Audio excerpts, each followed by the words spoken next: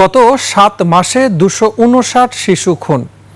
বিশেষজ্ঞরা বলেছেন পারিবারিক অস্থিরতা, হতাশা, মানসিক অসুস্থতা, মাদকাসক্তি, দাম্পত্য কলহের কারণে অনেক অভিভাবক নিজের রাগ, ক্ষোভ ও হতাশা শিশুদের উপরে চাপিয়ে দিচ্ছে, যার কারণে বাড়ছে শিশু নির্যাতন। অনুপিয়ালের আরও একটি রিপোর্ট।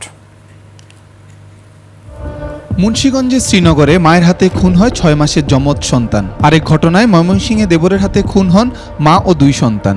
এছাড়াও ব্রাহ্মণবাড়িয়ার সরাইল একটি মসজিদ থেকে উদ্ধার করা হয় শিশুর লাশ। তদন্তের পরে পুলিশ জানায় যৌন নির্যাতনের পর হত্যা করা হয় শিশুটিকে। এসব ঘটনা কেবলমাত্র গত জুলাই মাসেই। মানবাধিকার সংস্থা আইন ও সালিশ কেন্দ্রের তথ্য বলছে গত 7 মাসে ধর্ষণের শিকার হয় 306 শিশু। এছাড়া এবছর আরও 640 শিশু নির্যাতনের শিকার হয়, যা গত বছরের একই সময়ের তুলনায় বেশি। সমাজসেবা অধিদপ্তরের চাইল্ড হেল্পলাইনে কল আসার সংখ্যাও বেড়েছে। 2024 সালে শিশু নির্যাতন ও সহিংসতা সংক্রান্ত কল ছিল 2023 সালের চেয়ে প্রায় 4000 বেশি।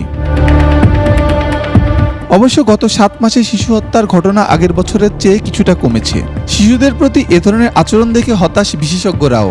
শিশুরা নানাভাবে নির্যাতিত হয়েছে।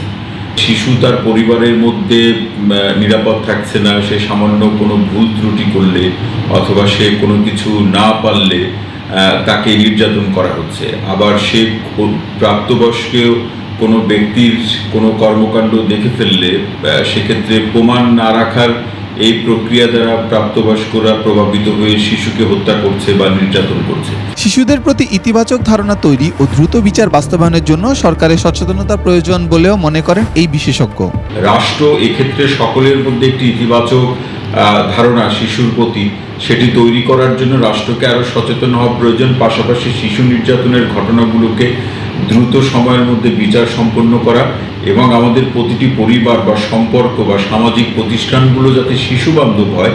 অনুপ পিয়াল, 21 টেলিভিশন, ঢাকা।